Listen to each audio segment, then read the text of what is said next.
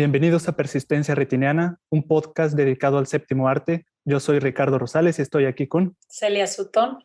El día de hoy vamos a hablar de las películas que se quedaron en el tintero, aquellas que trataron de ser, no fueron y lo más probable es que no sean, jamás. Así es, películas que por distintas razones se truncaron y quedaron solamente como proyectos o quizá ya algunas casi terminadas, enlatadas por muchísimos años, pero sí diferentes cuestiones las pararon y nunca, como dices, nunca serán. Nos quedaremos con las ganas de algún día verlas. Sí, y con las dudas de qué tan buenas serían o no, porque muchas de ellas se han mencionado como la mejor película jamás hecha, la mayor parte de ellas, pero realmente nunca lo sabremos. Sí, muchas de ellas prometían ser unas grandes obras, unas obras maestras, principalmente las que los directores o grandes directores tenían como sus proyectos anunciados, sus mayores proyectos, pero por ser tan grandes, quizá el presupuesto no permitió que se llevaran a cabo, ¿no? Como la principal razón es casi siempre por falta de presupuesto. Por falta de presupuesto. Ahora, hay que decir que en el mundo se escriben un montón de guiones que no logran pasar un control de calidad, ¿no? Puede ser que no estén escritos bien, o puede ser que no haya un mercado para esos guiones. Entonces, toda la industria cinematográfica, tanto mundial como la hollywoodense, está erigida en un montón de guiones muertos, ¿no? Sí, claro, de todas las que alcanzamos a ver en pantalla, hay miles más que jamás veremos, ¿no? O sea, hay muchas que no pasan, como dices, ni siquiera el primer filtro, el primer control. Entonces nos mencionabas que la principal causa suele ser falta de presupuesto. Sí, también ha llegado a suceder que el proyecto se trunca por alguna muerte de quizá el director, el actor principal.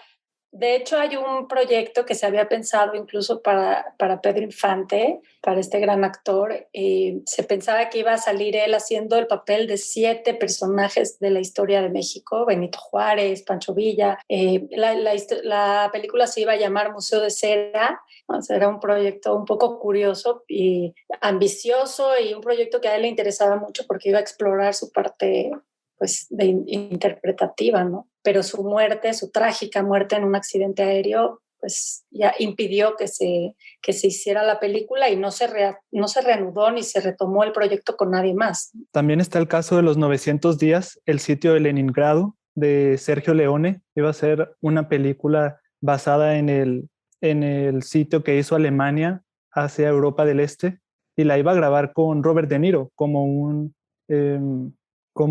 periodista que se queda atrapado ahí en Europa del Este durante el sitio de Alemania en la Segunda Guerra Mundial, el sitio que hace Alemania en la Segunda Guerra Mundial.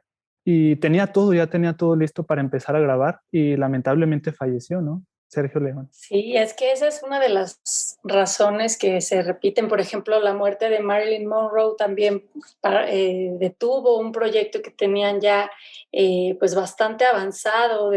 Se llamaba la película Something's Gotta Give, con George Cukor, era el director, producida por la 20th Century Fox, y pues ya estaba en producción, o sea, ya estaba en filmación, y ella, bueno, muere, ya sabemos, a los 36 años de edad, y bueno, pues se queda el proyecto a la mitad. Creo que montaron los 34 minutos con el material que ya habían rodado y bueno, lograron hacer este cortometraje en homenaje a la actriz. En 2001 montaron estos 34 minutos, que era lo que se tenía. Le pasó lo mismo a Wells, ¿no? Estaba haciendo una película y falleció, y luego quedó el metraje así sin editar, y después la editaron y recientemente en Netflix la subieron ya terminada, ¿no? Sí, es Al otro lado del viento, que ahorita vamos a... Al otro lado del viento, sí es cierto. Otra de las razones también puede ser por, como comentábamos, y esta es la principal,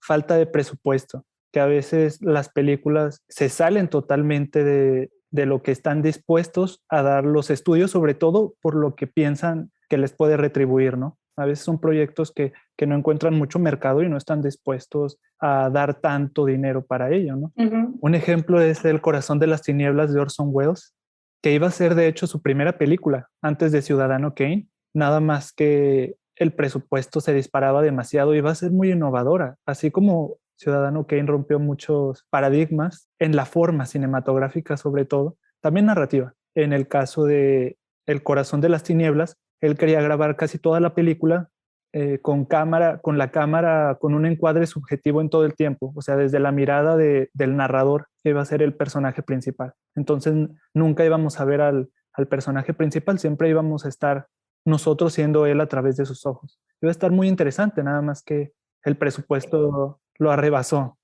Falta de presupuesto también le pasó a Eisenstein en México, con Que Viva México, que también era un proyecto súper ambicioso, se quedó inconclusa. Ahí digo, también hubieron otros factores como que a Eisenstein lo estaban un poco limitando desde la Unión Soviética y no tenía ese apoyo, pero sí fue una cuestión también política con mucha presión de la Unión Soviética, pero hubieron rollos y rollos de película filmados en México que después se usaron para otras cosas, pero que se quedaron sin montar.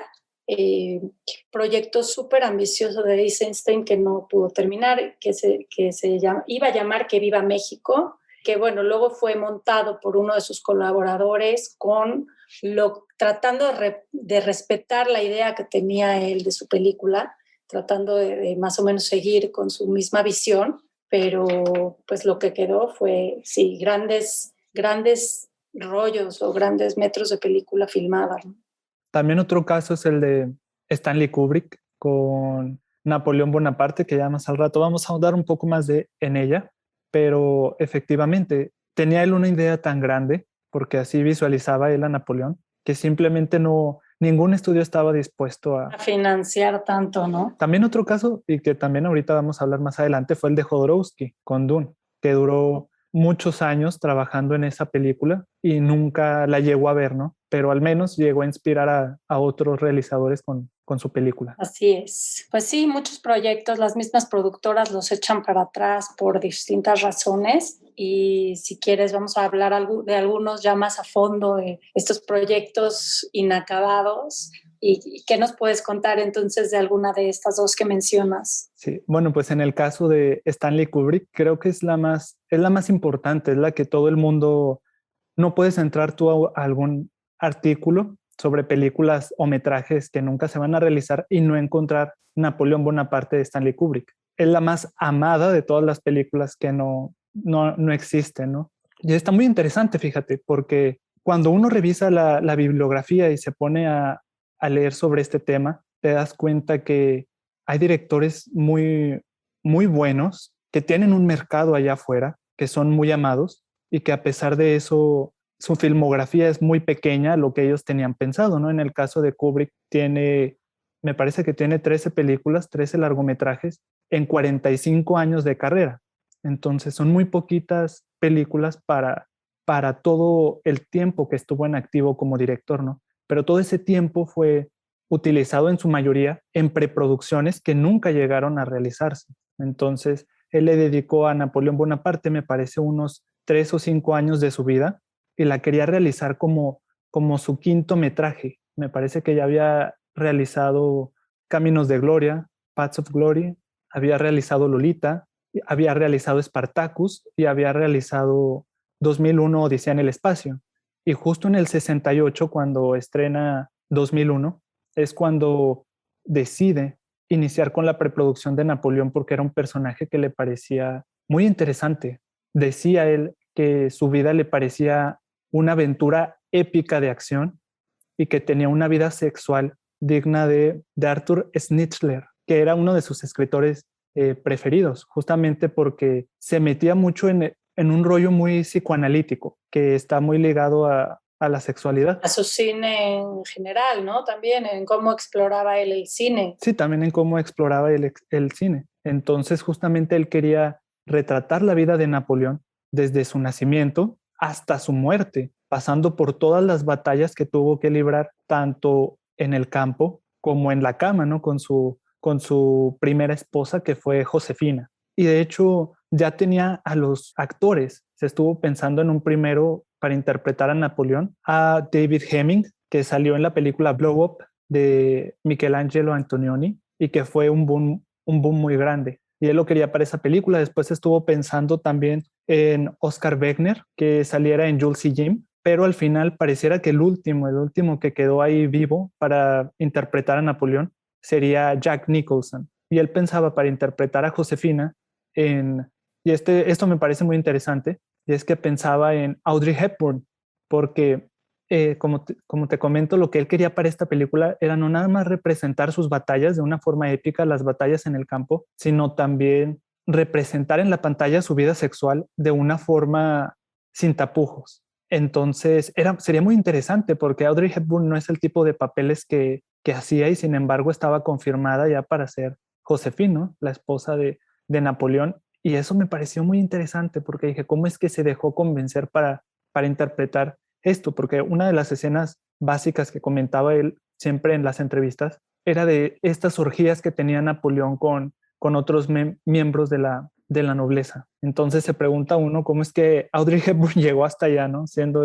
una mujer tan decente y recatada. Sí, yo creo que sentía ella como que era un paso importante en su carrera y además poder filmar con Stanley Kubrick, yo creo que era algo que la motivaba en ese momento, ¿no? Y un proyecto tan ambicioso también. Y era un proyecto tan ambicioso que tenía más o menos como mínimo planeado durar unas 3 horas y requería él un montón de extras. De hecho, trató de buscar las ciudades y los países que menos impuestos le fueran a cobrar y en donde más facilidades le dieran para lograr estas grandes batallas épicas. Por ejemplo, lo que él buscaba especialmente es que esos lugares le prestaran su milicia.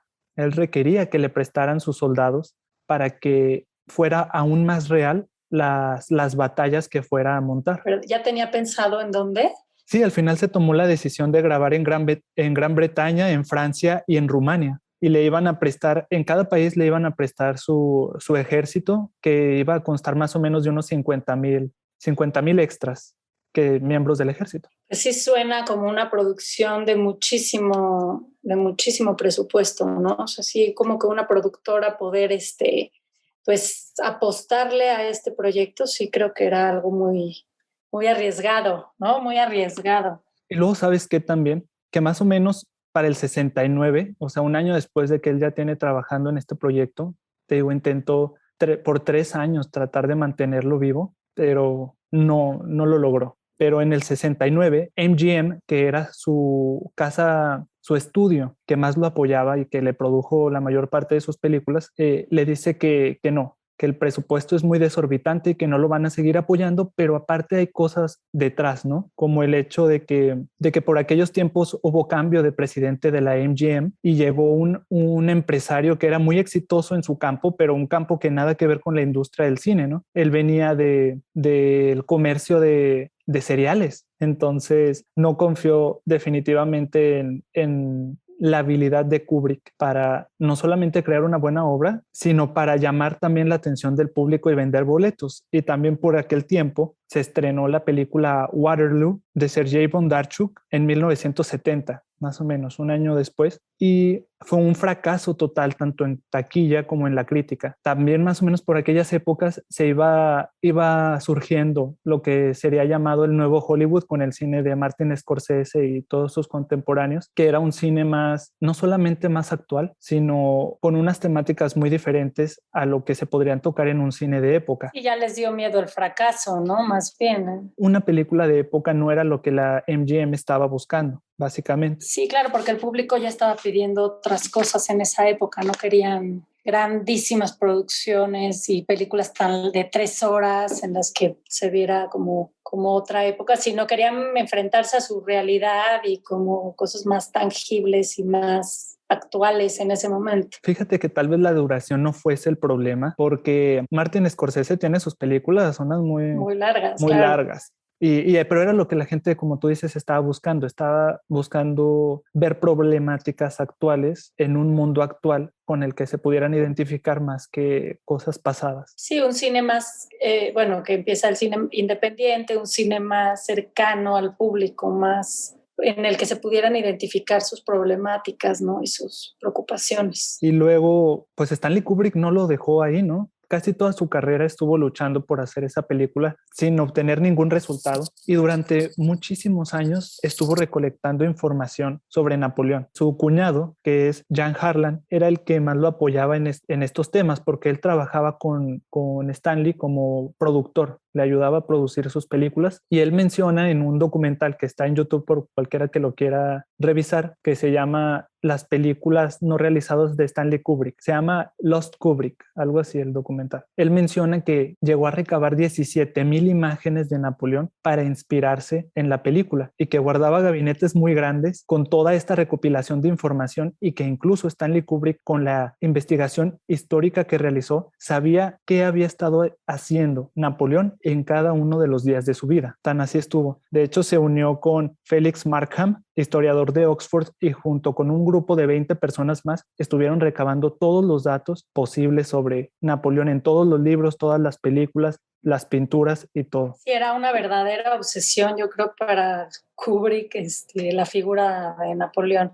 Pero también yo creo que cuando el proyecto se ve tan inmenso, tan minucioso, tan detallado, tan ambicioso, creo que llevarlo a cabo es como, pues, como algo ya casi, no sé, titánico, ¿no? Imposible. Sí, eso que ni qué. Ahora, él después de ver que no funcionaba este proyecto de Napoleón, filmó una quinta película, su quinta película, que sería La Naranja Mecánica en 1971, te digo, unos 3 años después de que no se consolidaba el proyecto de Napoleón Bonaparte. Cuando se estrena esta película de La Naranja Mecánica, bueno, durante la producción de La Naranja Mecánica, él conoce pues al autor del libro, que es Anthony Burgess, y él también se encuentra interesado con el tema de Napoleón y le pide que le ayude a reescribir un guión, a ver si puede ser un poco más corto, un poco más conciso y que llame más a la audiencia y por lo tanto a los estudios a financiarle el proyecto. Pero el primer borrador que realiza Anthony Burgess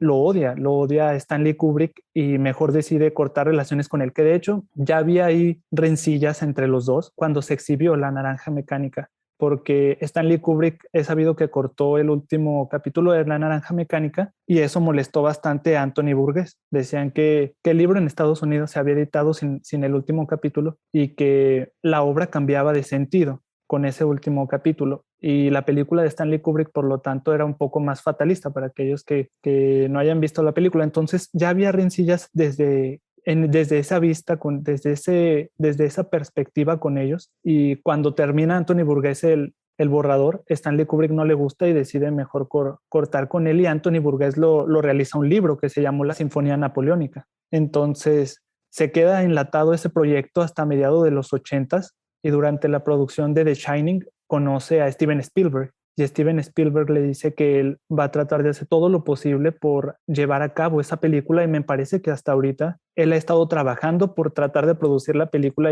y al igual que Stanley Kubrick, no ha podido llevarlo a cabo. ¿Con el guión de Kubrick? ¿Con el guión original? Sí, con el guión original. De hecho, fíjate que en los años 80 también Stanley Kubrick trata de volver la serie. Creo que Steven Spielberg se lo recomienda, que si la película es tan larga como para llevarla al cine, que mejor la realice una teleserie, pero Stanley Kubrick le llevaba el proyecto a las distintas televisoras y ellas no lo aceptaban porque decían que como lo conocían de su trabajo en las películas, no se iba a adaptar a la logística de la televisión. Entonces también se lo rechazaron. Y de hecho, te digo, Steven Spielberg ha tratado de llevar la película a cabo, pero simplemente no lo ha podido lograr hasta el momento. Muchos directores han desfilado como el siguiente que la va a retomar bajo la producción de Steven Spielberg, pero simplemente se bajan del proyecto conforme empiezan a trabajar en él. Y el mismo Spielberg ha tratado de llevarla también a una serie de televisión y creo que eso es en lo último que se quedó, que tal vez la veamos realizada como una serie de Spielberg. Y él ya había revivido guiones muertos de Stanley Kubrick, como en el caso de Inteligencia Artificial.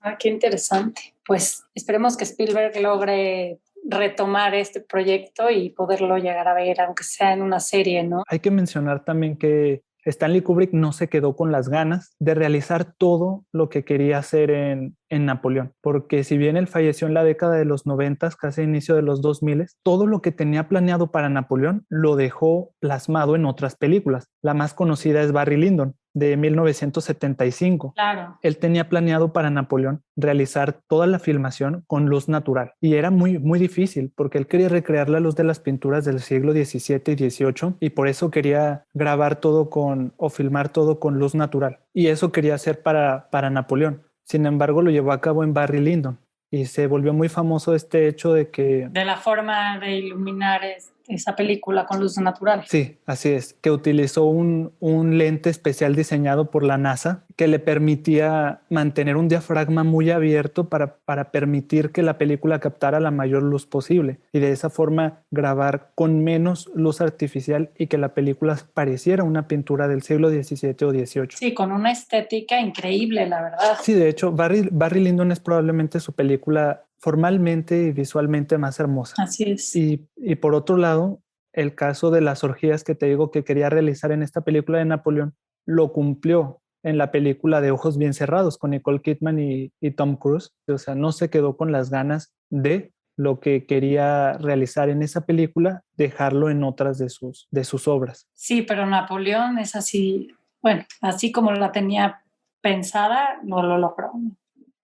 Pues yo te quiero platicar sobre, ya que estabas hablando de Orson Welles y con Al otro lado del viento, ese es un proyecto que se quedó inacabado también, se quedó pues ya con muchas horas de filmación, pero que tampoco llegó a ver ya su final o su postproducción, pero así como esa, Orson Welles se puede decir que es uno de los directores con más proyectos inacabados y se puede, de hecho, Jonathan Rosenbaum contabilizó hasta 19 proyectos que se quedaron en diversas etapas de producción que no llegaron a finalizar por distintas razones, pero con Orson Welles creo que la principal siempre fue la falta de apoyo económico, la falta de presupuesto y la falta de confianza en su forma de comercializar las películas, ¿no? En redituar a los estudios esas inversiones, porque sus proyectos pues normalmente no dejaban mucho dinero o terminaban siendo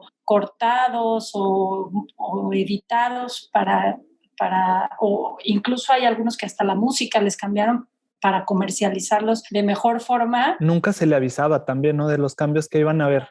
Él se daba cuenta ya al estreno. Exactamente, y porque no confiaban en su lado o en su vena artística que siempre terminaba los proyectos de una manera muy extraña o muy novedosa para su tiempo, quizá el mismo espectador no estaba listo para las propuestas tan innovadoras de Orson Welles y los mismos productores en ese miedo al fracaso comercial siempre acababan metiendo mano en todo lo que podían de sus proyectos. Entonces sus proyectos personales o más artísticos casi siempre se quedaron truncados.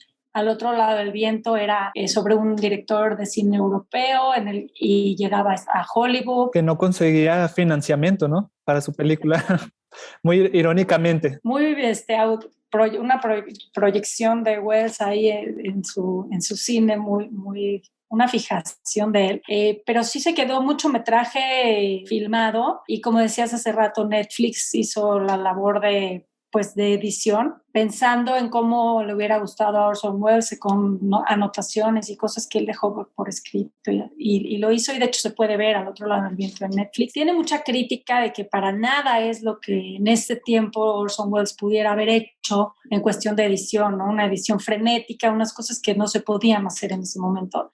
Pero bueno, igual sería un material que no hubiera llegado a nosotros y que ahora lo podemos ver en Netflix, ¿no? Entonces que puede resultar atractivo, ¿no?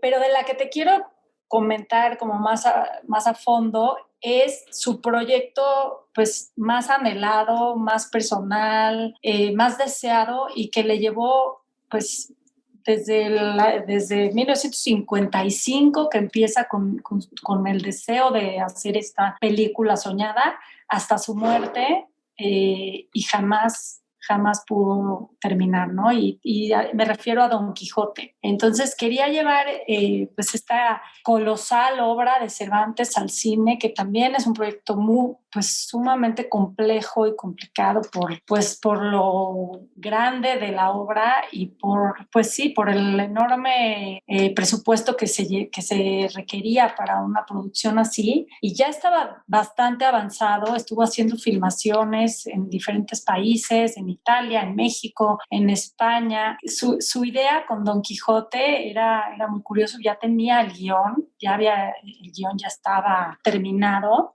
Y bueno, él siendo un amante de la literatura y sobre todo la literatura de Shakespeare, que se había llevado Macbeth, Otelo, ya las había llevado a la pantalla, pues el Quijote era como algo pues muy atractivo para él. Y de hecho, como te digo, ya tenía el guión, ya tenía quiénes iban a ser los actores. Había hablado de Misha Auer y Akim Tamirov para Don Quijote y Sancho Panza, pero después Don Quijote se fue por un español, ¿no? Sí, después cambió de idea y se fue por un actor español que estaba exiliado, de hecho, en México, que no podía regresar a España, vivía aquí con los republicanos que salieron durante la Guerra Civil, se llamaba Francisco Reiguera, y con él empieza en México a hacer algunas primeras filmaciones con ellos dos, con Akim Tamirov como Sancho Panza y Reiguera como Don Quijote, y empieza a hacer estas filmaciones en México con un guión ya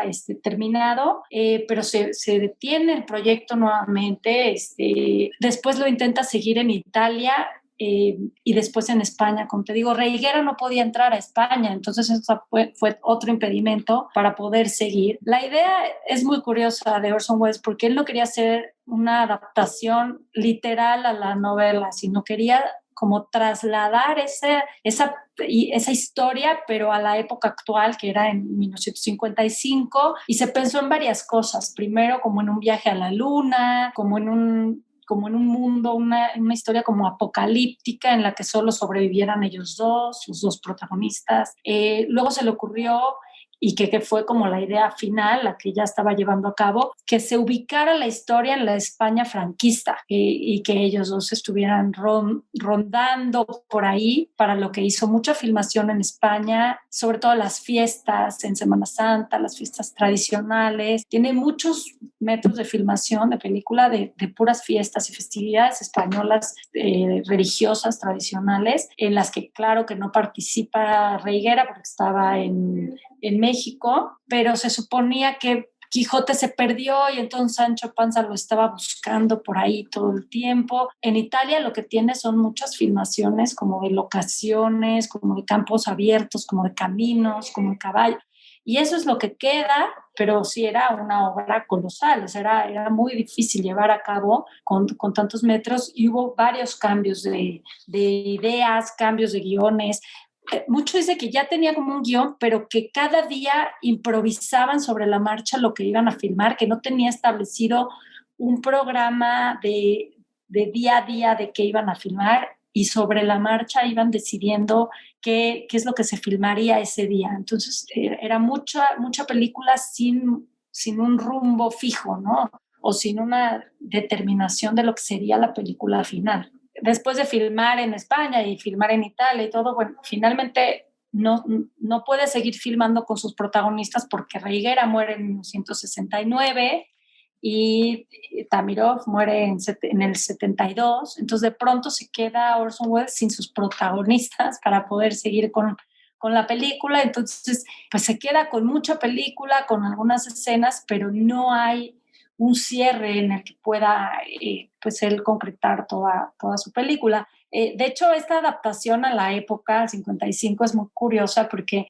lo que él quería era como cambiar los molinos por excavadoras, o incluso salía en pantallas de cine, o sea, como que era adaptación de pues, Don Quijote a la época en la que estaba Orson Welles viviendo. Entonces era un universo muy particular, muy personal, y un proyecto que él iba financiando con su propio dinero. Depende de la película que estuviera haciendo en ese momento, sacaba él su propia ganancia para financiar el Quijote, que era su obsesión personal, pero de pronto llevaba ciertos recursos de su película que estaba filmando la oficial para poder hacer al mismo tiempo la otra película, camarógrafos, los desviaba a su propia película personal y la iba haciendo simultáneamente. Entonces lo que hay es un mundo de filmación o muchísimo material que se ha intentado llevar a la pantalla, igual que con lo que se hizo con Al otro lado del viento, pero bueno, ya sin sus dos actores principales, no había mucho para dónde ir. Su final iba a ser o un viaje a la luna de ellos dos o una bomba atómica que terminaba destruyendo todo el mundo y entonces ellos dos eran los únicos sobrevivientes. O sea, era como algo muy sui generis, muy extraño. Pero me parece que la película sí llegó a montarse en un mediometraje que se exhibió en festivales, ¿no?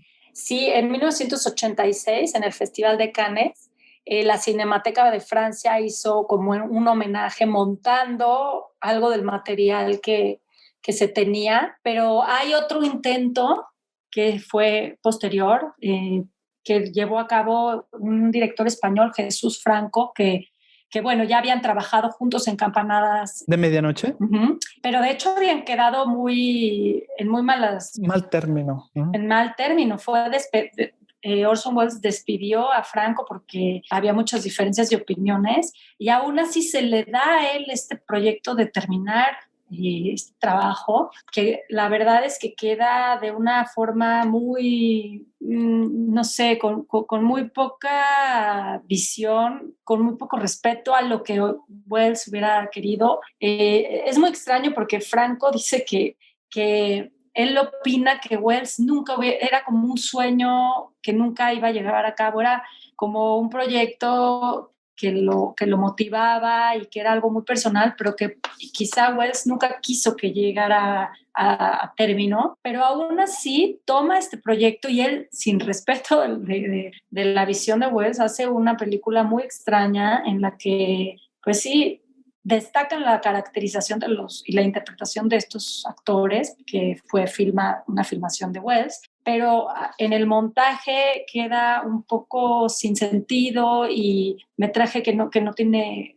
mucha hilación y que pues no hace justicia al nombre de Orson Welles, ¿no? No es el proyecto que él hubiera querido ver terminado. Pero entonces, ¿Jesús Franco creía que Orson Welles se autosaboteaba o cómo? No, él decía, deseaba conservar ese proyecto como algo propio y que viviera con él, como una ilusión, un sueño que nunca iba a culminar, ¿no? Y entonces, dice, era él mismo costeaba su película, pero no la quería llevar a término, era como un proyecto personal, un sueño que lo mantenía motivado, pero nunca quiso concretarlo verdaderamente, no es lo que opinaba Jesús Franco. Y quizá él en ese idealismo o en esas ganas de ver terminado ese proyecto lo concreta, pero no parece ser lo que Orson Welles hubiera querido. De hecho, ahora que platicamos del Quijote, me parece que la historia está un poco maldita, ¿no? Y que nadie quiere llevarla al 100%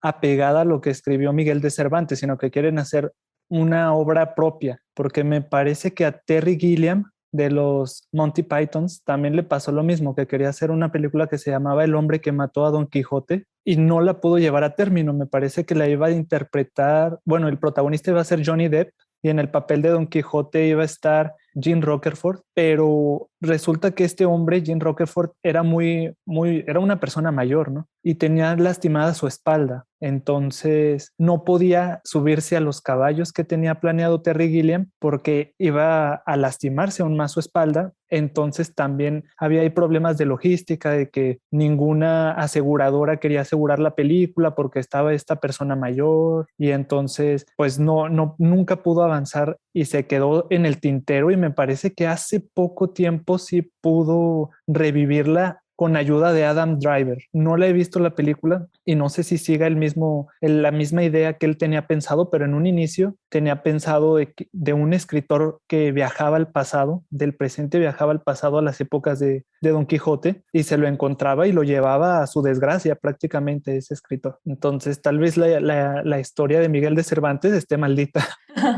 Sí, no está destinada a ser vista en el cine, ¿no?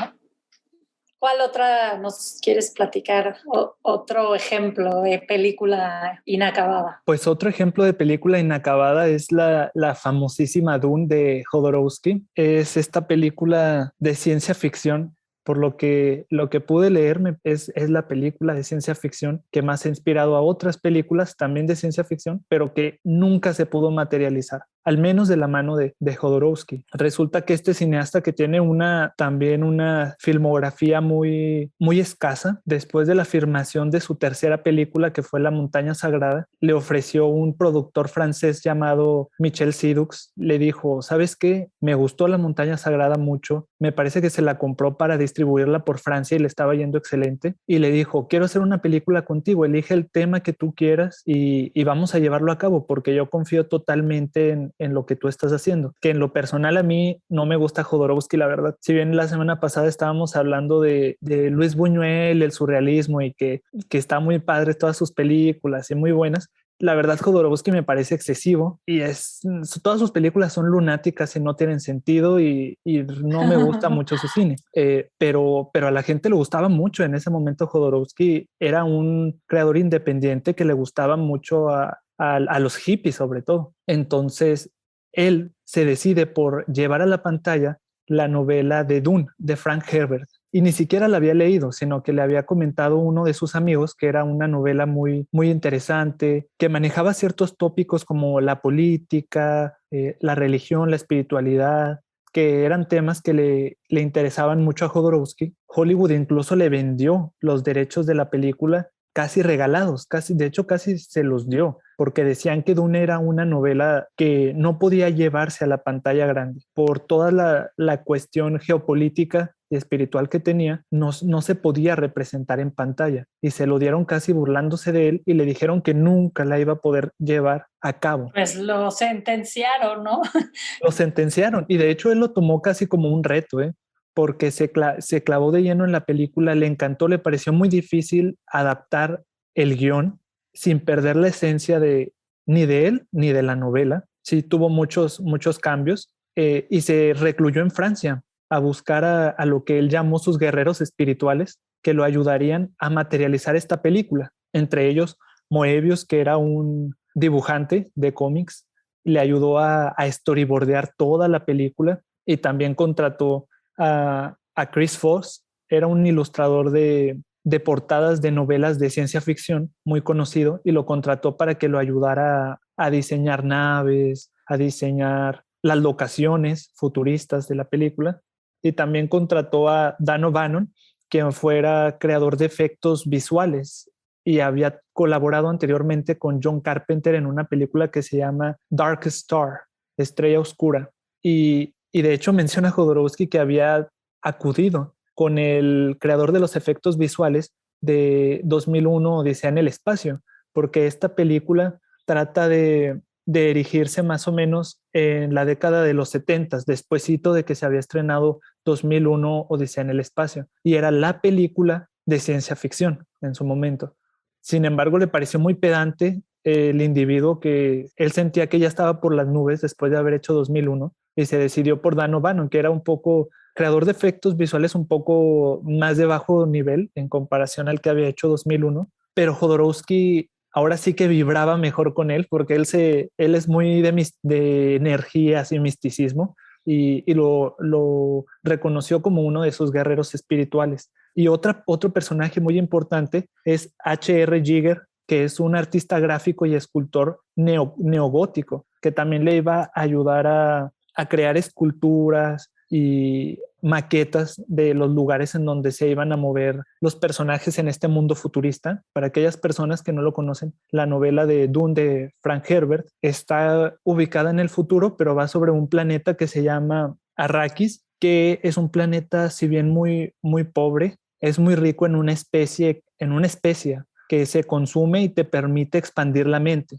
Es como una especie de ¿De droga? droga alucinógena, sí, de droga alucinógena. Entonces, como esta droga se comercializa mucho y es muy importante en este universo, existen unos coloniadores que la tienen sometida a toda la población de este planeta Arrakis, y el protagonista, Paul, es un noble que, expulsado de su familia, toma la decisión de realizar una revolución en este planeta y liberar a todos los pobladores y permitirles empoderarse nuevamente de esa especie alucinógena, ¿no? Entonces, esta es una historia totalmente afín a Jodorowsky, ¿no? Que era una persona que, de hecho, con esta misma película lo que buscaba era representar de la mejor forma posible la experiencia de consumir drogas alucinógenas y lisérgicas como el LSD en la pantalla grande. Y fue más o menos lo que trató de hacer con La Montaña Sagrada. Y esto lo quería ahora sí que consolidar en Dune. Quería que la película alejara incluso a las personas de consumir LSD y pudieran ahora sí que experimentar lo mismo que con el consumo de la droga al ver la película en pantalla. Sí, como que una experiencia alucinógena, la misma visión de la película, ¿no? Y ya tenía reparto pensado, o sea, ya tenía quién iba a salir en... Fíjate que eso está muy interesante porque sí tenía un reparto ya pensado. Quería que su hijo, uno de sus hijos, me parece que se llama Brontis, que fuera el papel principal de este joven Paul, expulsado de su familia, exiliado de su familia noble, y lo sometió a un duro entrenamiento al hijo. Quería que supiera artes marciales, que supiera karate, que supiera jiu-jitsu, y le contrató un entrenador que lo entrenaba 6 horas al día, 7 días a la semana por 2 años. Entonces, toda la gente, el joven tenía, me parece, unos 12 años o 13, 12, 13 años, y toda la gente lo cuestionaba a Jodorowsky: ¿por qué le haces esto a tu hijo? ¿Por qué lo sometes a tanto dolor y a tanta presión a tan temprana edad? Pero es algo que a él no le importaba. Él decía que él iba a llevar Dune a cabo de la mano de su hijo, aunque tuviera que cortarse el brazo, la iba a llevar a cabo. Jodorowsky es una persona muy lunática, la realidad. Eso, quien sea que lea sus libros o vea sus películas sabe que es un lunático y un psicópata en potencia. Y tanto así que sacrificó a su hijo para poder llevar Dune a cabo, ¿no? Y realizaba cosas muy extrañas. La verdad es que la película nació muerta, y no habían, entre más avanzaba en la producción, más disparatada se volvía la película. Y de hecho, yo escuché en algún momento que estaba pensada para durar 14 horas, ¿no? Algo así. Sí, tenía más o menos planeado una duración de 12 a 20 horas y no la quería bajar. O sea, por eso no se llevó a cabo, porque él parecía que se quería sabotear a sí mismo en cada paso que daba. Quería a Dalí haciendo un emperador, el emperador que tenía sometida el país Arrakis y tenía el poder de la especia. Quería que Dalí lo interpretara porque le parecía que era igual de lunático ese personaje que Dalí. Y Dalí no quería participar en la película a menos que fuese el actor mejor pagado de Hollywood. Entonces le prometió que le iba a pagar $100,000 el minuto, y eso lo iba a convertir en el actor mejor pagado de Hollywood, y de hecho nada más le iba a aparecer unos 3 o 5 minutos. Y le dijo a Dalí que para evitar que él en persona apareciera más tiempo, le diera permiso de sacar un molde de su cuerpo y generar con él un robot que interpretara a Dalí, y que el real Dalí saliera 3, 5 minutos y el resto de la película saliera el robot, que es totalmente... Sin sentido, o sea, es como si... No. También quería a Orson Welles como parte del equipo de los malos, y Orson Welles no quería formar parte de la película, ya no quería para ese tiempo ni siquiera seguir actuando, me parece, y lo encontró en un restaurante de Francia, de París, uno de sus restaurantes favoritos, y le dijo: si formas parte de mi película, todos los días te voy a tener catering de este restaurante, que era también uno de los más caros de París. Entonces el presupuesto subía y subía, y las exigencias de Jodorowsky y de su cast se iban volviendo cada vez más extravagantes, que la película, te digo, nació muerta. No hubo ni siquiera ningún momento en el que la película pudiera parecer que iba a llegar a un buen barco. Y de de toda la preproducción, Jodorowsky hizo un libro. De hecho, su productor, Mitchell Sidux, hizo un libro con todo el storyboard de las 12 horas, 20 horas de metraje y lo mandó a todos los estudios de Hollywood a ver quién quería invertir el dinero en este proyecto. Sin embargo, resulta que les gustaba, había ideas que les gustaba de la película, pero querían que la película durara 1 hora y media, máximo 2 horas. Que el presupuesto estuviera a cierto límite, que no iba nada en concreto con lo que quería Jodorowsky. Me parece que quería unos $15 millones, pero le daban unos 5 millones más o menos. Y luego le decían a Michelle Sidux, ¿sabes qué? Nos gusta la película, pero cambia de director. Sí, claro, ya el director está loco. Está mal de la cabeza, ¿sí? Entonces, ¿sabes qué? Nos gusta, vamos a retener ciertas ideas, la vamos a reducir en tiempo, la vamos a reducir en costos y elige otro director. Y Michelle Sidux nunca quiso, apoyó a Jodorowsky hasta el final y pues ahí está que la consecuencia fue que la película nunca vio la luz. Ahora, la película, si bien nunca vio la luz, sirvió, como te decía, para influenciar a muchas otras películas de la ciencia ficción, porque resulta que en 1977 se lanza Star Wars de George Lucas y es un hitazo, ¿no? La de Una Nueva Esperanza, el episodio 4, fue un hitazo enorme. Y entonces los estudios empezaron a confiar más en la ciencia ficción. Hasta entonces la máxima representante había sido 2001, que fue fracaso tanto en taquilla como en crítica en su momento. Nadie la entendía y a nadie le gustó. Pero llega Star Wars y es un hit, y entonces todas las productoras se ponen las pilas para producir películas de ciencia ficción que llamen la atención a los usuarios. Si bien nadie voltea a ver a Dune, sí voltean a ver a todos los participantes que tuvieron cierta influencia en el proyecto, menos a Jodorowsky.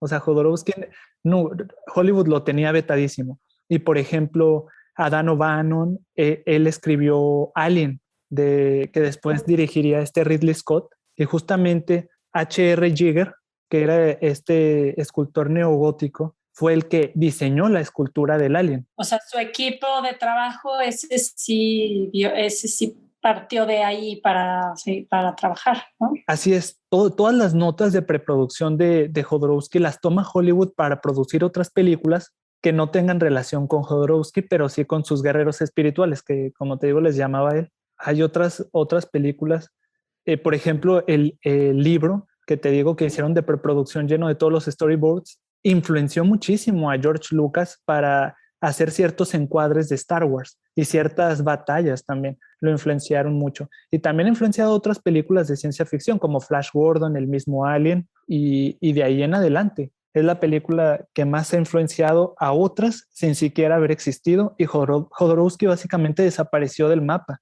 Produjo otras 4 películas, me parece, pero batalló muchísimo. Era un director en el que nadie confiaba. Ya nadie confiaba, claro. Pues qué interesante, ¿no? Qué película, digo, qué inspiración para los demás, aunque nunca llegó a ver la luz tampoco. Esa película, Dino De Laurentiis, que era un productor de los más grandes en la época de los 70s, 80s, le quita el guión a Jodorowsky de su posesión y se lo da a David Lynch para que realice la obra, ¿no? En 1984. Sin embargo, la obra de David Lynch termina siendo horrenda. No sé si tú hayas visto Dune de David Lynch, pero es definitivamente la peor película que ha hecho. Y él se arrepintió mucho de participar en esa película porque nada más fue un director bajo las órdenes de los productores. O sea, siempre estuvo sometido y pocas decisiones creativas pudo tomar él. Y el resultado es una película horrenda. Jodorowsky, incluso hay un documental que yo les recomiendo mucho que se llama Jodorowsky's Dune, de Frank Pavlik. Es un documental del 2013 que se puede ver en YouTube subtitulado y en HD gratuitamente. Y ahí él menciona que le daba mucho miedo ir a ver Dune de David Lynch porque le encantaba el cine de David Lynch. Y decía, este hombre va a ser... No se quería decepcionar, ¿no? Más que nada tenía miedo de que él, al ser tan creativo, pudiera hacer un mejor trabajo de lo que tenía pensado Jodorowsky.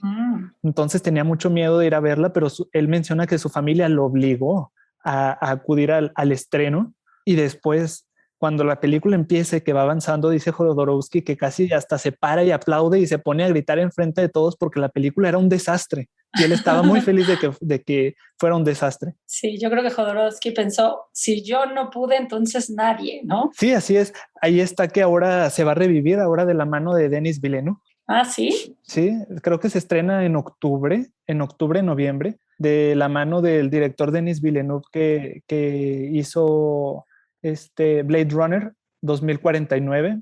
Y pues a ver cómo le va con Timothée Chalamet y Zendaya de protagonistas. Por ahí dicen que va a ser una de las películas Más esperadas, ¿no? Okay. no solo más esperadas, sino que también de las que va a arrasar o al menos en nominaciones en los Óscares. Vamos a ver qué tal lo hace Denis Villeneuve. Pues ya después de toda esta historia hay que ir a ver esa película, ¿no? Para ver en qué se convirtió esta película inacabada o este sueño de...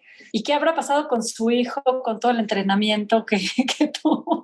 O sea, fíjate que él se ha dedicado a ser actor en ciertas películas, ¿sí? Pero actor secundario y nunca de acción, ¿eh? Nunca, no le sirvió de nada todo el entrenamiento. No le sirvió de nada tanto entrenamiento.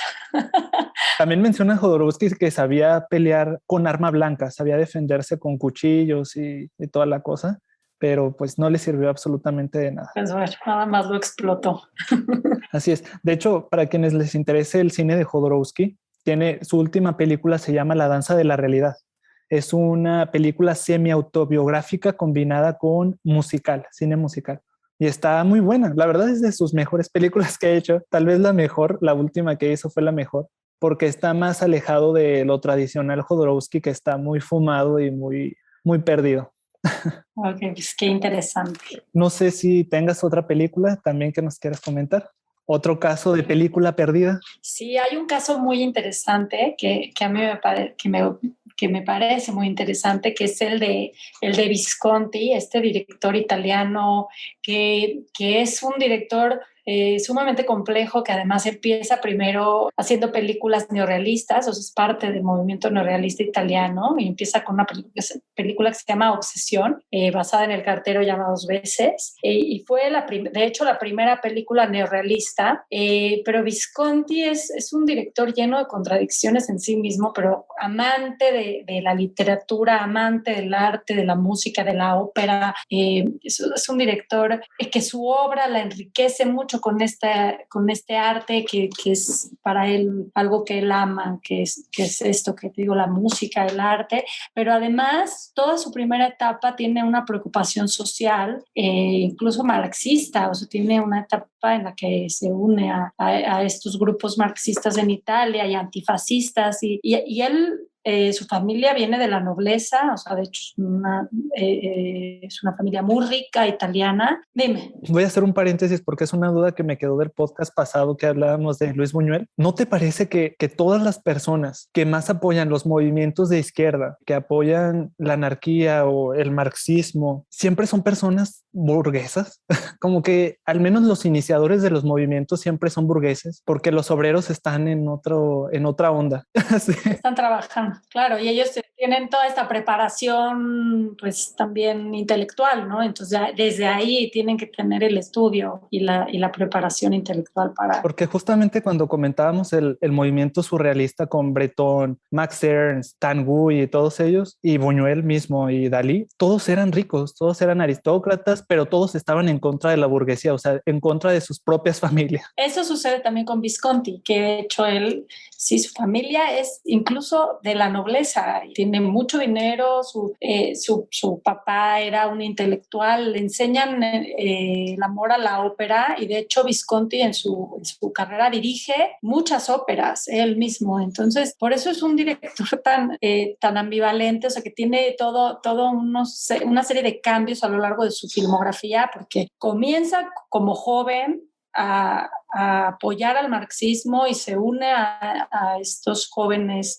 socialistas, y empieza a hacer películas como Obsesión o La Tierra Trema o La Tierra Tiembla, que es en 1948, y son películas de corte también antifascista, antiderechista, y luego también se declara en contra del nazismo y todo, pero pasando esta etapa, empieza a hacer también un cine de corte más artístico, en el que puede explorar este gusto por la música, por el arte, por la estética, y además amante de la literatura, empieza a hacer adaptaciones literarias también, o sea, hace Las Noches Blancas basada en un libro de Dostoyevsky. Y a mí me encanta, Las Noches Blancas a mí me encanta mucho.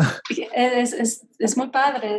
Que hace sus cambios, porque en la novela de Dostoyevsky, el protagonista es muy sensible, es muy tímido, y en cambio él adapta toda esta historia rusa a Italia y a todo lo que implica la sociedad italiana, empezando por que hace este hombre un macho italiano, y por ello mismo lo interpreta Marcello Mastroianni, ¿no? Y cambia totalmente la historia a un contexto italiano, y la verdad está muy bonita. No es de sus mejores películas, pero sí está muy bonita. Sí, la contextualiza hacia lo que él observaba a su alrededor, ¿no? Que eso es muy interesante. Y digo, también una de las adaptaciones más importantes y que de ahí surge la película que no se logró, que te quiero platicar, pero él hace Muerte en Venecia, basado en la obra de Thomas Mann, que bueno, ya llamó mucho la atención. Es una película bellísima en la que la música es algo sumamente clave en la película, y de ahí le surge la idea o la fijación, obsesión, etcétera, de llevar la obra de Proust, En busca del tiempo perdido, al cine. Pero era una tarea titánica porque son 7 largos tomos de una obra que fue para Visconti vital y crucial en su vida. Dice que el primer encuentro que tuvo con la obra de Proust lo tuvo a los 17 años, cuando vio a su papá leer por primera vez el primer tomo que le había llegado por correo, y dice que tiene muy grabado el momento en que el papá le decía que cada que pasaba una hoja sentía un desgarro porque se acercaba más al final de la novela y no la quería terminar. O sea, era algo como que quería mantener y no llegar al final. Y entonces, después de un tiempo, toma él ese libro y lo empieza a leer a muy temprana edad y se da cuenta de que esa obra lo iba a marcar para siempre. Lee los 7 tomos conforme fueron llegándoles, y dice que siempre cargaba uno de los tomos en su bolsillo por si alguna vez se le ofrecía leer algún tramo de la novela, algún pedacito que quisiera, un fragmento que quisiera repasar, y lo llevó consigo siempre. O sea, fue algo que amó mucho la literatura de Proust. Se identificaba mucho por este ambiente burgués en el que él creció, por estar rodeado de mujeres con vestidos largos, escenas de banquetes, de bailes. Entonces, para él, dice que se sentía parte de esta sociedad del siglo XIX, aunque él vivía en el XX, pero que él casi podía asegurar que su alma vivía en este siglo XIX, y que se identificaba muchísimo y quería llevarlo a la pantalla grande, ¿no? El proyecto, como te digo, era muy ambicioso y muy costoso, pero sí estuvo cerca de ver la luz. De hecho,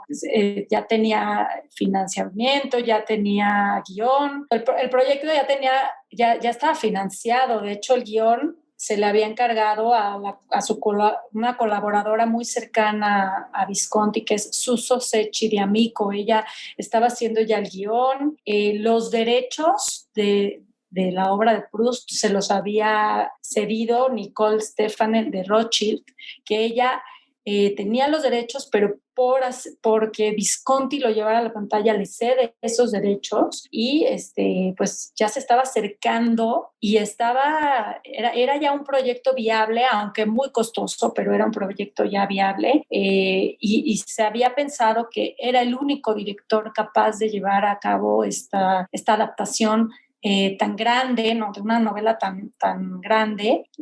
Lo que iba a hacer Visconti es que no iba a tomar los 7 tomos de la novela, sino se iba a centrar en la parte del medio, solo haciendo algunas menciones a Marcel, el niño del primer tomo, que es Por el camino de Swann. Solo iba a haber algunas menciones y se iba a centrar en la parte del medio sin tampoco llegar al último tomo. Entonces ya tenía más o menos el vestuario pensado, o sea, los vestidos, ya tenía los colores, las locaciones, los vestidos de cintura muy acinturados, tenía incluso ya pensado los actores. Alain Delon iba a ser Marcel, Silvana Magnano iba a ser la duquesa de Guermantes, principales. Helmut Berger iba a ser Morel, y Brigitte Bardot iba a ser Odette, y la sorpresa más grande fue cuando Greta Garbo aceptó participar como la reina de Nápoles, cuando tenía ya mucho tiempo de no aparecer en ninguna película desde 1941, ¿no? O sea, tenía ya muchísimos años sin aparecer en el cine. Entonces, el rodaje estaba estipulado ya para comenzar en 1971, ya era un hecho. Y lo que pasa es que empiezan a presentarse distintos obstáculos, ¿no? Muchas cosas. Era una obra colosal y estaba muy difícil. Es muy difícil. De hecho, siquiera a mí me llama la atención que alguien quisiera adaptar una obra de Proust, mucho menos los 7 tomos, porque al ser literatura impresionista, se supone que él describía a detalle cada una de las sensaciones de sus personajes, de sus recuerdos, del contacto que tenía con ciertas cosas y así. Entonces, al describir tan detalladamente ciertas experiencias sensoriales, sobre todo, no entiendo cómo lo llegarían a representar en pantalla realmente, sin que se perdiera todo eso que le da vida a la obra. La descripción la descripción de emociones y sensaciones, ¿no? Sobre todo sin la ayuda de un narrador que lo vuelva puros diálogos. No sé cómo estaría el guión, pero la verdad, si hay uno de los escritores que definitivamente no se puede adaptar en pantalla, es Marcel Proust. Y yo creo que lo que tenía pensado Visconti era algo más atmosférico, algo como lo que hizo en Muerte en Venecia, que es más, no sé, algo más de iluminación, más de sensaciones, como algo de ambiente atmosférico y apoyado mucho por la música, pero sobre todo sí es esa iluminación que parece estar todo el tiempo como en un sueño, ¿no? Como algo etéreo. Y yo creo que por ahí va, pero sí adaptar obviamente 7 tomos, o sea, una novela tan vasta y tan grande, con tantos personajes, creo que era también algo muy, muy complicado y complejo, ¿no? Y el primer obstáculo que se enfrentan es precisamente la falta de dinero, cuando empiezan a ver lo que implica pues esta obra tan colosal y llevarla a pantalla, ¿no? Entonces, como se tiene que detener de pronto el proyecto, él, que no sabe estar inactivo, toma otro proyecto en medio, que es el Ludwig, que es la vida de Luis II de Baviera, y pues entonces ahí que la estrenan en 1973, y ahí se va todo el esfuerzo, de los últimos esfuerzos, de las últimas películas de Visconti, porque ya estaba siendo afectado por una enfermedad, ya su estado de salud estaba muy, muy deteriorado. Entonces, pues todo su esfuerzo y energía se va en esa película y entonces de pronto se tiene que guardar reposo, tiene que recostarse, tiene que volver a posponer el inicio de Busca el tiempo perdido. Y con todo y todo logra filmar 2 películas antes de su muerte, que fue en 1976. Logra filmar Grupo de Familias en el 74 y El Inocente, y casi desde su cama, o sea, ya cuando estaba agonizando en sus últimos momentos, todavía se negaba a dar por perdido el proyecto, o sea, todavía seguía hablando de que en cuanto se recuperara iba a retomar el proyecto, porque era algo que lo ilusionaba muchísimo y algo que no quería dejarlo. Entonces, bueno, él muere a los 70 años, la verdad no era tan grande, pero sí tenía ya muchos problemas de salud.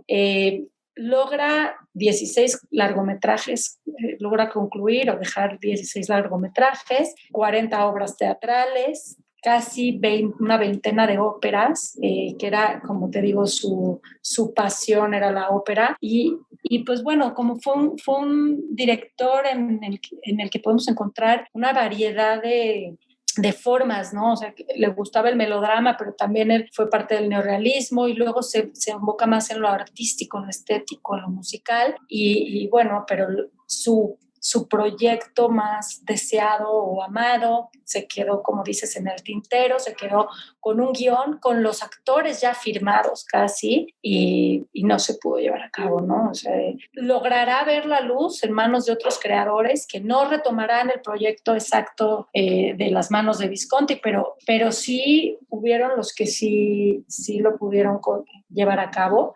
no en su ambición, no en esta ambición de que sea algo tan colosal como lo había pensado Visconti.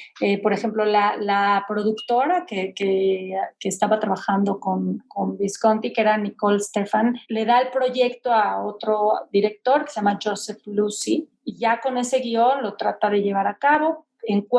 Hace nada más El tiempo recobrado, que es la conclusión, el último tomo, y como de nuevo el proyecto no era suficiente y no se logra, se queda en un fracaso de nuevo, y no ve la luz tampoco. Otro que sí ve la luz es El amor de Swan, basado en la primera novela, en la primera parte de la novela, que es Por el camino de Swan, y es una película que cuenta con las actuaciones de Jeremy Irons, de Ornella Muti, de Fanny Ardant, de Alain Delon, que sí es retomado por Volker Schlöndorff, que es el director, en 1983, pero bueno, es solamente un tomo, entonces algo como mucho más fácil. Y en 1999 hay un proyecto muy interesante logrado por Raúl Ruiz, el director chileno, que hace sí adaptando el último volumen de la obra de Proust, que es El tiempo recobrado, y lo protagonizan Catherine Deneuve y John Malkovich. Ese sí vio la luz en 1999, dice, con un atractivo resultado. Ese sí logra condensar este tomo final para hacer una película. No la he visto, pero hay que verla, a ver qué tal. Hay que verla. Y también se ha tratado de hacer una serie televisiva, bueno, más bien se logró en 2011, Nina Companès, que es una directora francesa, y en 2 episodios hace un resumen de toda la obra, de Todo en busca del tiempo perdido, y se estrena en Francia en 2011. Entonces, por un lado ha recibido críticas muy positivas, por el otro críticas en las que dice que fue muy ambicioso también en 2 episodios poder incluir todos los temas y todos los tomos de Busca del tiempo perdido. Y pues bueno, creo que es una novela que, como decías tú, es casi imposible de adaptar, pero sí hay quienes lo han logrado, se han atrevido. Con diferentes resultados. Sí, pero la verdad es una lástima que como espectadores no pudiéramos ver lo que Visconti hubiera creado de esta obra, ¿no? Y viendo su obra y lo que logró con Muerte en Venecia y con muchas otras adaptaciones, pues y con tanto amor que tenía pensado para este proyecto, pues que no pudimos verlo terminado, ¿no? Eso es el meollo de todos los directores, que en todas estas películas que no logran hacer, en la mayor parte de ellas hay mucha entrega, ¿no? Hay mucha entrega y uno se pregunta, ¿y qué hubiera hecho este director si sí se le hubiera dado la oportunidad? La realidad es que nunca sabremos, puede ser que fuese su peor película. Exacto. Sí, pero te da una curiosidad cinéfila, ¿no? De decir, es que a mí me hubiera gustado ver ese proyecto finalizado, ¿no? Y verlo en pantalla y con, como te digo, con tanta entrega de estos directores, pues sí, creo que el proyecto hubiera sido algo muy prometedor. Eso sí. Yo también tengo otra película, justamente en el marco del tema pasado de Luis Buñuel, me encontré sobre un guión, el último guión que escribió de la mano de Jean-Claude Carrier. Ajá. Antes de fallecer, unos años antes de fallecer, que él tituló en un inicio Agón. Uh-huh. También tuvo otros nombres como El canto del cisne, Haz la guerra y no el amor, o Guerra sí, amor tampoco. Y la escribió en 1978 con Jean-Claude Carrier, poco tiempo después de haber terminado Ese oscuro objeto de deseo. Y era una película que estaba dedicada a uno de los temas que más le llamaban a él la atención en sus últimos años, que era el terrorismo. De hecho, no, desde su entrada al grupo surrealista le interesaba mucho el terrorismo. Incluso él, como comentábamos la semana pasada en sus memorias, Mi último suspiro, él comenta que una de las frases que más le llamaba la atención de André Breton, el pionero de los surrealistas, era que el acto más surrealista que uno podía hacer era salir a la calle con una pistola y disparar a la gente al azar. Desde ahí él demuestra que su interés más o menos por por el terrorismo y fue cambiando su punto de vista del tema conforme fue avanzando su vida. Al final decía que el terrorismo ya no tenía mucho sentido porque la gente lo usaba más que nada como publicidad para una ideología que no tenían sentido y odiaba mucho a los periódicos por difundir los ataques terroristas. De hecho, él odiaba las ideologías y odiaba a los periódicos amarillistas, ¿no? Son dos cosas que odiaba. De hecho, él en sus últimos años mencionaba que si hay algo bueno que le pudiera pasar, que es debatible, pero que es algo bueno que le pudiera pasar a la sociedad, es que se le privara de información, porque decía que estamos tan saturados de información que nos hacía daño. Entonces él decía, lo mejor que le pudiera pasar a la sociedad es que se le limite la información que se le presenta. Entonces, pues en unos casos está de acuerdo y en otros casos, pues podemos no estar de acuerdo con él, ¿no?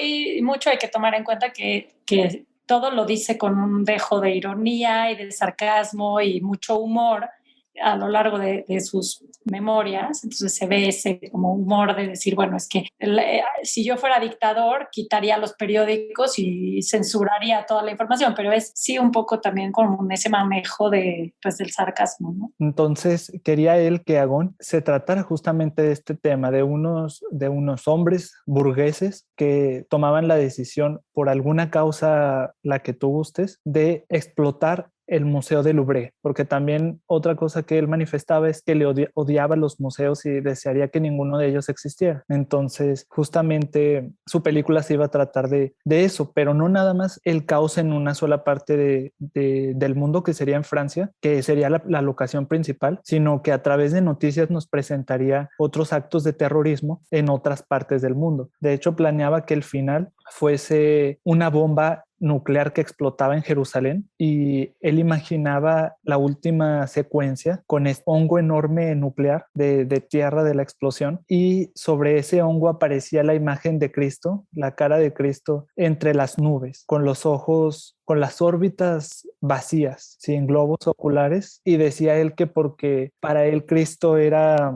el gran terrorista, le llamaba él. Cristo es el gran terrorista. Él decía que era el responsable doctrinal de alguno de los peores fanatismos que han sacudido la historia de la humanidad. Entonces quería terminar, iba a ser justamente la última secuencia de su cine, quería cerrar su cine con esta secuencia. Y la idea pudo haber estado muy, muy interesante, ¿no? Como ya lo hemos repasado, su cine nunca ha dejado indiferente a nadie y siempre ha dejado mucho de qué hablar y no sería la excepción esta película, Gon. De hecho, exactamente, justo terminarlo como empezó, con una provocación, generar escándalo. Sin embargo, fíjate que la razón por la que no se llevó a cabo es muy hasta cierto punto graciosa, porque comentábamos la semana pasada que a él no le gustaba visitar lugares nuevos ni países nuevos. Siempre le gustaba regresar a los lugares donde sabía lugares conocidos, que fue feliz, que le traían recuerdos. Entonces siempre escribía sus guiones en una cierta taberna, tanto de México o de España, con Jean-Claude Carrier. Y resulta que cuando iban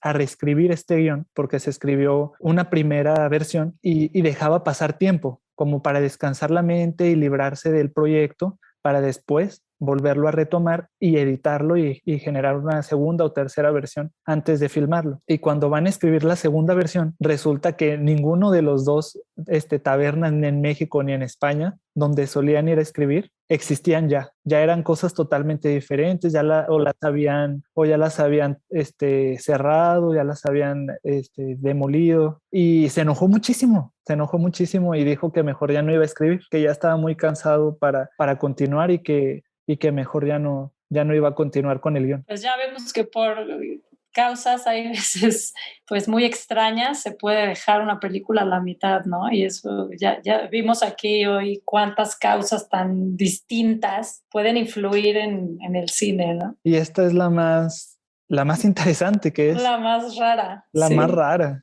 que es no continuó porque su bar favorito ya no existía. Sí, no, y eso sabes que también, digo, ahorita ya que hemos repasado tantas películas y por qué se han tenido que frenar, pues también entonces valorar un poco también las que sí logran llegar a término, ¿no? O sea, como decir, ese camino tan difícil que tienen los directores y directores que quieren llevar a un proyecto complejo, complicado y bueno, cuando lo logran, pues es algo, pues no es tan fácil como parece, ¿no? Con toda la oferta que tenemos de cine, pareciera muy fácil llevar a cabo un proyecto cinematográfico o una filmografía. Cuando es todo lo contrario. O sea, para empezar, realizar cine es muy difícil. Distribuir y exhibir cine es aún más difícil. Entonces, sí hay que apreciar, como dices tú, las obras que sí logran ver la luz del sol. Así es. Entonces, supongo que terminamos por el día de hoy. Sí, yo creo que pues me parece un tema muy interesante y como que es muy rico para indagar, ¿no? Sobre estas películas que no vieron la luz. Y bueno, esperamos que les haya parecido a ustedes interesante. ¿Qué tenemos para la próxima semana?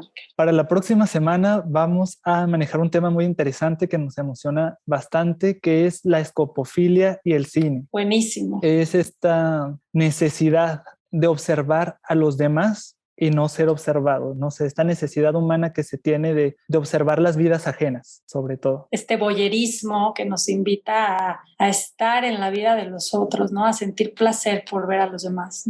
Así es. Entonces aquí los esperamos la próxima semana. Por favor, no se les vaya a olvidar. Recuerden que estamos al aire todos los lunes. Sí, los esperamos el siguiente lunes, pero nos pueden buscar en nuestras redes sociales, @Celsut en Twitter, @Celisutton en Instagram, Celisutton en Letterboxd. Me pueden leer en la revista El Espectador Imaginario. A mí me pueden encontrar en Instagram, @derricky.com. Me pueden encontrar en YouTube y en Letterboxd como To Catch a Film. También recuerden escribirnos a nuestro correo persistenciaretiniana.podcast@gmail.com.mx si nos quieren sugerir otro tema del que hablar o si nos quieren hacer un comentario sobre el tema que escucharon. Nosotros lo vamos a leer con mucho gusto y les vamos a responder tan pronto como podamos. Buenísimo. Nos vemos la próxima semana.